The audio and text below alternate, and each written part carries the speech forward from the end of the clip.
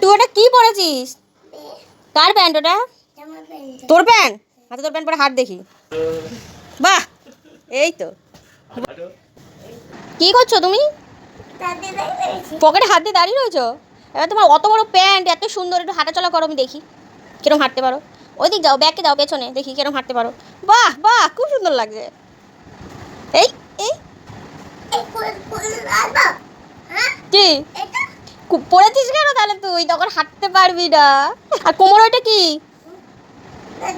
ওটা বেল্ট? টাকা আছে? এ বাবা, মিথ্যে কথা, তোমার পকেটে টাকা নেই। সত্যি সত্যি টাকা দাও।